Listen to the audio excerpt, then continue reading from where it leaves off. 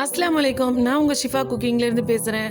இன்றைக்கி நம்ம என்ன ரெசிபி பார்க்க போகிறோன்னா, ஒரு சூப்பரான முட்டை பொடி மாஸ் தான். இது நல்லா காரசாரமாக நல்லாயிருக்கும். வாங்க என்னோடய ஸ்டைலில் எப்படி செய்கிறதுன்னு சொல்கிறேன். இங்கே நான் ஒரு கடாயை காய வச்சுருக்கேன். அதில் தேவையான அளவு எண்ணெய் சேர்த்துக்கிறேன்.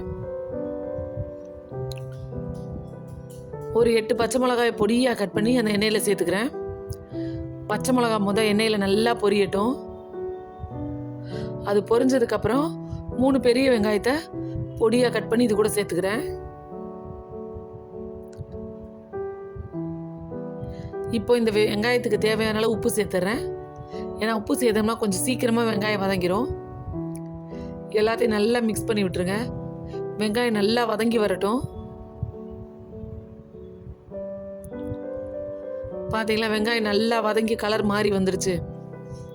இந்த அளவுக்கு மாறி வந்ததுக்கப்புறம் இதில் 1 ஸ்பூன் தனியாத்தூள், 1/4 ஸ்பூன் மஞ்சள் தூள், 1/4 ஸ்பூன் மிளகாத்தூள், இதெல்லாத்தையும் நல்லா மிக்ஸ் பண்ணி விட்டுருங்க. இந்த மசாலாலாம் கொஞ்சம் எண்ணெயிலே நல்லா வெந்து மசாலா வாசனைலாம் போகணும்.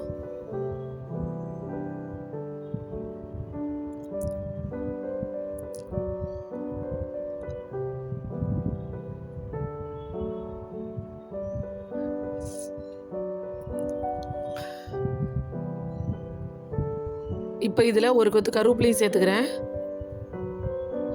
இப்போ இந்த மசாலாலாம் நல்லாவே வதங்கிருச்சு. இந்த மாதிரி நல்லா மசாலா வதங்கி மசாலா வாசனை போனதுக்கு அப்புறமா இதில் முட்டை சேருங்க. அப்போ தான் நல்லாயிருக்கும். முதல்ல சேர்த்துடாதீங்க. இப்போ எனக்கு உப்பு பத்தலை, அதனால் இன்னும் கொஞ்சம் உப்பு சேர்த்துக்கிறேன்.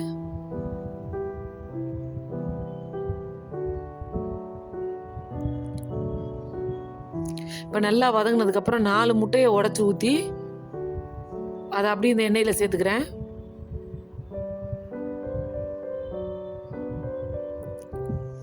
இப்போ இந்த முட்டையை உடச்சி ஊற்றி அப்படியே நல்லா கிண்டுங்க. உடச்சி விட்டு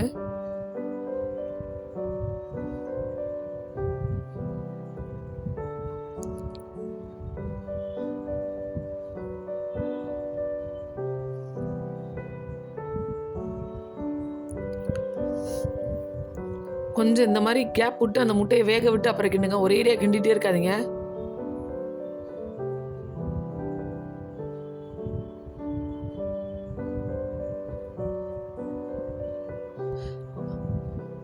முட்டை நல்லா வெந்து வந்துருச்சு பாருங்க.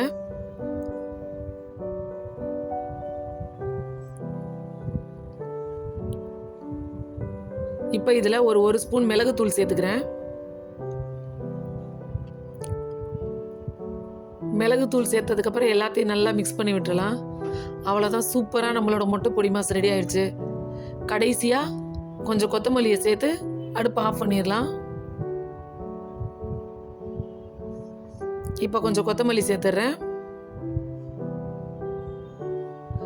அதோட ஒரு கிண்டி அடுப்பை ஆஃப் பண்ணிடுங்க.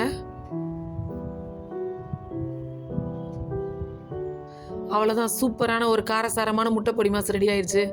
என்னோட ஸ்டைலில் நீங்களும் உங்கள் வீட்டில் ட்ரை பண்ணி பாருங்கள். ட்ரை பண்ணி பார்த்துட்டு எப்படி இருந்துச்சுன்னு எனக்கு கமெண்டில் சொல்லுங்கள். என்னோட இந்த ரெசிபி உங்களுக்கு பிடிச்சிருந்துச்சுன்னா என்னோட சேனலை லைக் பண்ணுங்கள், ஷேர் பண்ணுங்கள், சப்ஸ்கிரைப் பண்ணுங்கள். மறந்துடாமல் பெல் ஐக்கானை கிளிக் பண்ணுங்கள். சூப்பர், சப்ஸ்கிரைப் பண்ணுங்க. தேங்க்யூ.